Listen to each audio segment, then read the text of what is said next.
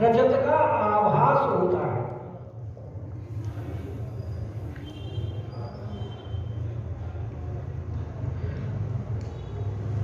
ऐसे ही जैसे जब रेगिस्तान के अंदर लोग जाते हैं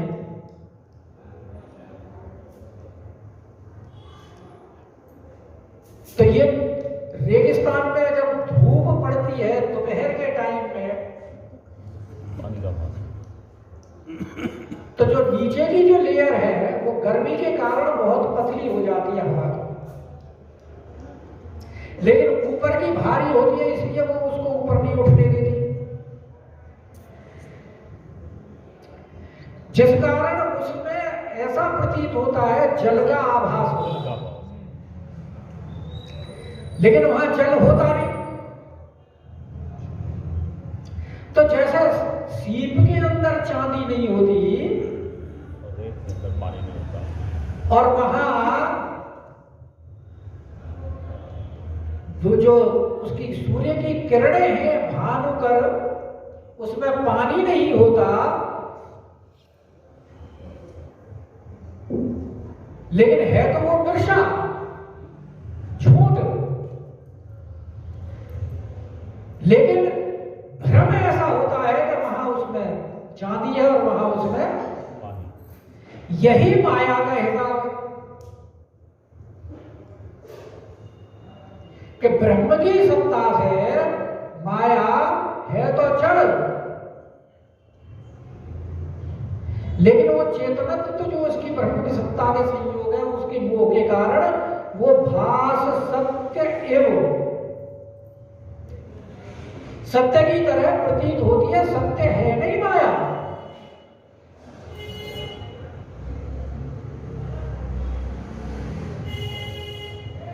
क्योंकि संसार जितना है वो क्या है, स्वप्नवती ही तो है। अष्टावक्र जी ने यही उपदेश दिया जनक जी को कि महाराज जैसे हम बंद आंखों से सपना देखते हैं ऐसे ही ये संसार हमारा खुली आंखों का सपना है।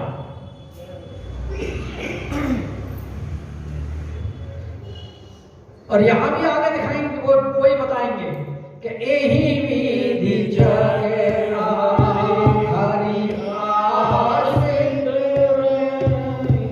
जो कि संसार भी इसी प्रकार भगवान के आश्रित है। जो कि फिर आश्रित है तो ये दुख क्यों देता है?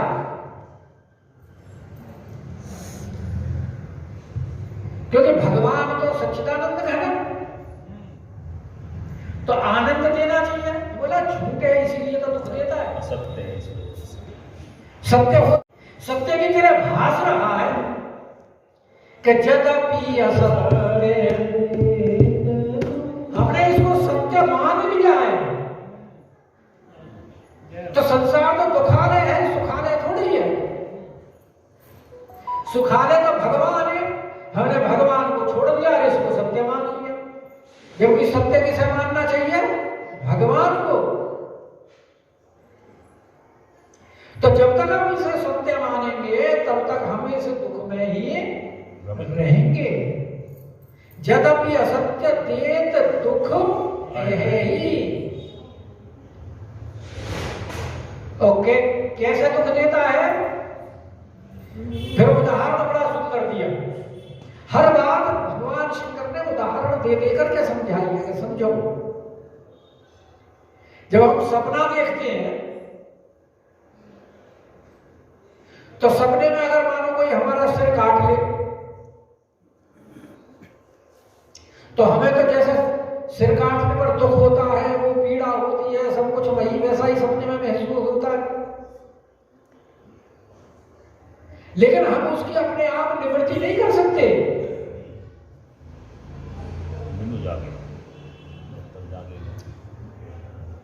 तो ऐसे ही कहने कि ये संसार में जो हम हैं ये सब, इस संसार को सत्य मान करके इसको हमने सपना जो संसार में जो खुले नेत्रों से सपना देख रहे हैं, हम इस सपने में ही हैं।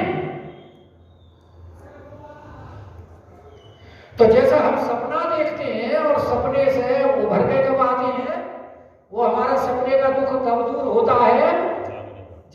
जागते कि बिनु जागे न दूरी दुख होई। और अगर हम ना जागे तो दुख बना रहेगा। अब जैसे नींद में बड़बड़ाते होते ना कई बार, डरता है नींद में बड़बड़ाता है तो पास वाला आदमी कहता है अरे क्या बड़बड़ा रहा है तू, हिला देता उसको, उठ जा भाई।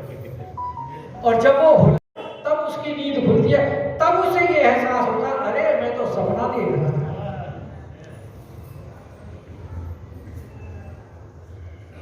तो जैसे जब बंदा आंखों से सपना देखते हैं और वो सपने का भ्रम कब दूर होता है, जब कोई हमें पकड़ करके हिलाता है, जगाने वाला हो। तो ऐसे ये खुले आंखों के सपने का भ्रम कैसे दूर होगा? हम चाहे कितना भी भजन, पूजा पाठ, तपस्या, स्वाध्याय, अध्ययन जितना भी कर लें, हमारे अंदर सामर्थ्य नहीं है कि हम इस सपने से बाहर हो जाएं।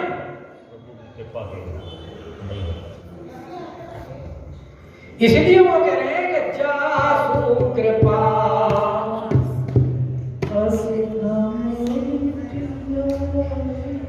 कि इस सपने से तो हम तभी बाहर निकल पाएंगे जब हमें जगाने वाला कोई होगा। और जगाने वाला कौन है? जिसकी ये माया है, वही तो इसमें से बाहर निकाल सकता है। बिना उसकी कृपा के हम इस माया में से बाहर नहीं निकल सकते। तभी तो सुग्रीव ने कह दिया था प्रभु ये आपकी माया, इससे हमारी सामर्थ्य नहीं है बाहर निकलने की। इसलिए हम अगर इनके वशीभूत हो गए काम को होके, तो इसमें हमारा कोई कसूर नहीं है। हम तो आपकी शरणागत है, आप चाहो बाहर निकालो, चाहो मत निकालो। तो इसलिए कह रहे जासु कृपा आस भ्रम मिट जाई, कि जिनकी कृपा से ये भ्रम मिट जाता है। पार्वती बोली किनकी कृपा से? अरे ये वही तो है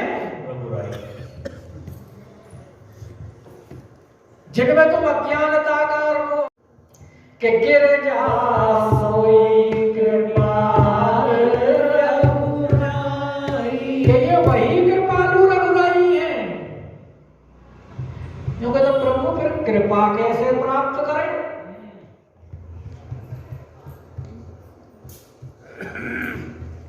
तो बड़ा सुंदर उपाय बताया संतों ने। भगवान की कृपा प्राप्त करनी है तो आपको 3 काम करने पड़ेंगे, और तीनों काम मन से, वचन से और कर्म से, 3 प्रकार से करने पड़ेंगे। काम तो एक ही है, लेकिन उसमें इन तीनों का जब तक सहयोग सामंजस्य नहीं होगा तब तक वो कार्य। तो क्या उपाय है कि मन कर्म वचन छाड़ी चतुराई। सबसे पहले तुम अपनी चतुरता छोड़ दो,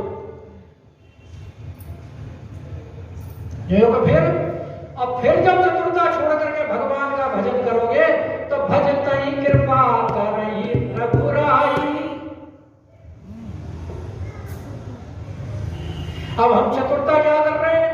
हमने संसार को भी पकड़ रखा है,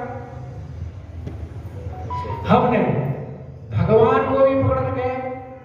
भगवान कृपा करो, संसार को छोड़ते नहीं है, भगवान की कृपा और मानते हैं, कैसे चलेगा? तो भाई दोनों नावों में पैर रखने से थोड़ी पार हो। इसीलिए हमें भजन करना पड़ेगा। भाई देवता लोग प्रार्थना करें, भगवान के पास प्रार्थना करनी, ये रोज गाते हैं। तो देवता लोग जब उस स्तुति में आता है, मन क्रम वचन से जब उनकी स्तुति में आए, स्तुति की शरणापन्न हुए देवता लोग कि हम आपकी शरण में हैं, उनको दर्शन भी दिए और कहा भी आकाशवाणी में। तो ऐसे ये कह रहे हैं कि गिरजा सोई कृपाल, कि उनकी कृपा तभी होती है जब तुम भगवान का पूर्ण तरह यानी टोटल सरेंडर हो। शरणागत का मतलब टोटल सरेंडर, सरेंडर भी टोटल सरेंडर, पूर्ण रूपेण, पूर्ण रूप। और फिर भगवान की महिमा को बताते हुए कह रहे हैं कि आदि अंत को जा सुन पावा, कि वो जो ये जो कृपाल रघुवाई है, ये ऐसे है कि ना तो इनका कोई आदि है ना कोई अंत है, और मति अनुमान।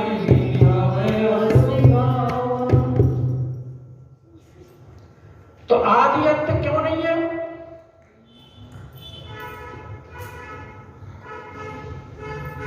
भाई आदि अंत इसलिए नहीं है कि उनको जानने वाले वो साधी और संत हैं, उनका उत्पन्न भी होती है और वो जन्म मरण दोनों होता है। जीव का ही तो जन्म मरण है, उसी के ही तो ये गुण है। भगवान का तो ना जन्म है ना मरण, तो ना जिसका जन्म है ना जिसका मरण है, तो उसका ना आदि है ना अंत है।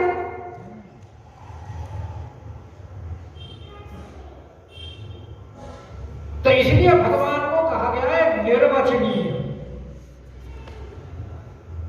उसका आप वचन के द्वारा वर्णन नहीं कर सकते। और वेद भी भगवान के मुख से निश्चित वाणी है, तो जब वेद ही उनका बखान नहीं कर सकते, वो भी नेति नेति कह देते हैं, वो भी अनुमान से के पति अनुमान निगमे से गावा, जी के अनुमान से ही उनका वर्णन किया है कि भगवान ऐसे है, भगवान ऐसे, और कैसे है ये वेद को भी पता नहीं है,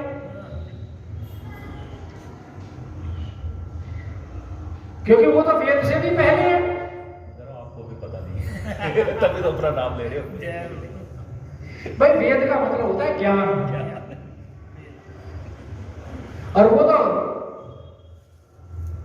ज्ञान संपूर्ण ज्ञान है, ज्ञान के पति हैं, तो सारे ज्ञान उन्हीं से ही तो मिश्रित हुए हैं। और जो वेद जो कह रहे हैं, इसीलिए वो कहते हैं कि ये निर्वचनीय है। इनके अब जितने भी संप्रदाय हैं, सबने अपने अपने अनुमान के अनुसार ही तो गाया है भगवान को,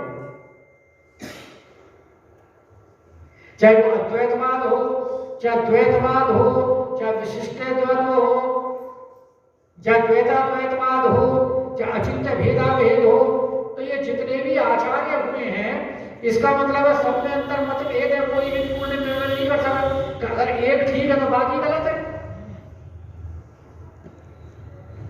तो इसका मतलब पूर्ण रूपेण से तो किसी ने भी नहीं कहा ना, जिसका जैसा अनुमान हुआ उसने वैसा वर्णन कर दिया। तो यहां जब वेद के बारे में कहेंगे मति अनुमान,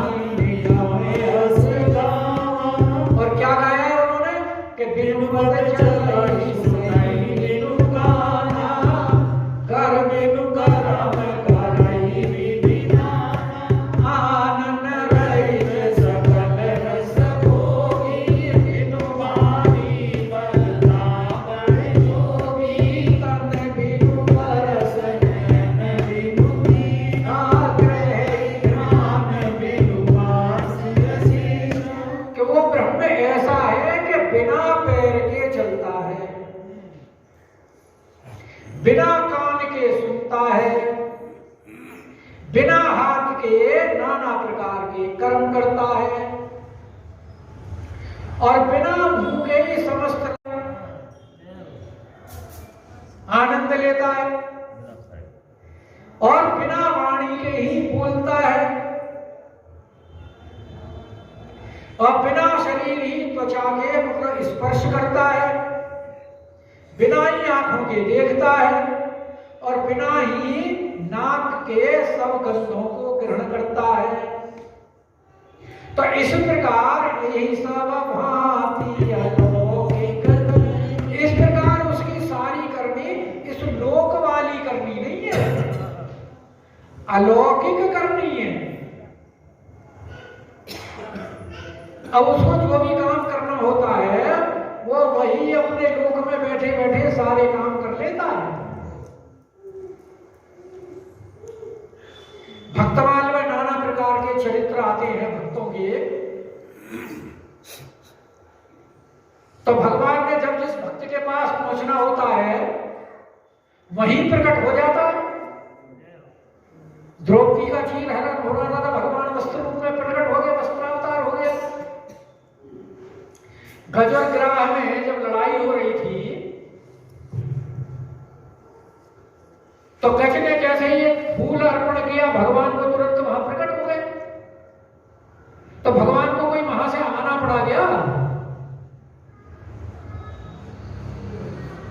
तो भगवान तो भक्त की सहायता के लिए वहीं से प्रकट हो जाते हैं।